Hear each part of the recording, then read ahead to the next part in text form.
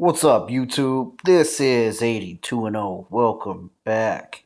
So, we're going to talk about players who went from high school to the pros. It's kind of debated who's the first high school prospect to go pro in the NBA. Some people say Moses Malone.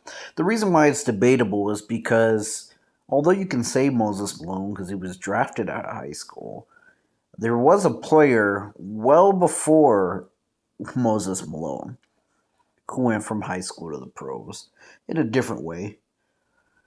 And his name was Joe Graboski. Now, Graboski, he went to high school in Thule. The name of his high school was Thule, right, in Chicago. Now, he wasn't initially drafted in the NBL or the BAA, NBA. What happened was he just signed a contract with the Chicago Stags of the BAA right after high school. So Joe Grabowski was a graduate of Chicago's Thule High School, now known as Clement. Joe signed with the Chicago Stags of the BAA right out of high school in 1948 at the age of 18, becoming the youngest player to ever sign a pro contract, the only player to move from high school to basketball until Moses Malone. Some can make the argument about Reggie Harding, but the thing is Reggie Harding went to college. He didn't play college basketball. What happened with him was he was a high school phenom, right? But he didn't quite have the grades to get into college. So what he did was he went to kind of like a community college to help him get his grades up so he could go to a university and play basketball, but he never did that.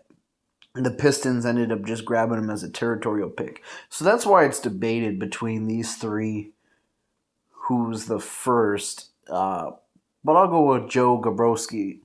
But let's talk about him. He had quite a bit of longevity for the era he played in. Guys in his era did not play 20 years, 19 years. It just didn't happen. But how he stood out was he started playing in the 48-49 season, and he played up until the 61-62 season.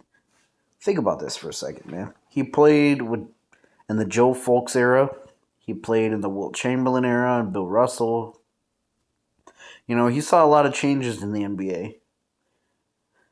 He was never really an all-star level player. He was a great second, third option. I mean, his career high, as far as averages goes, was 14.7 points per game in 58-59 season. His career high rebounding averages was 10.4 in the 58-59 season. And he was just kind of a good role player, like a consistent role player. Like I said, he started with the Chicago Stags. They were a good team before they folded. Then he would go on and play in the what was called the MPBL, which is a different basketball league during that time period, which stands for the National Professional Basketball League. But anyways, and then he would sign, with the NBA. Well, not necessarily sign, but it was like a dispersal draft. What you got to understand is during that time, teams were folding. The NBA wasn't as stable as it would even be in the 1960s, or 70s, or not even close to today. But anyways, he'd play with Indiana. Now, the Indianapolis Olympians were the team, and they folded.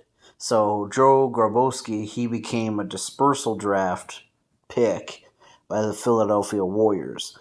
So the Chicago Stags he played on folded. The Indianapolis Olympians he played on folded. The NPBL that he played in 1951 folded.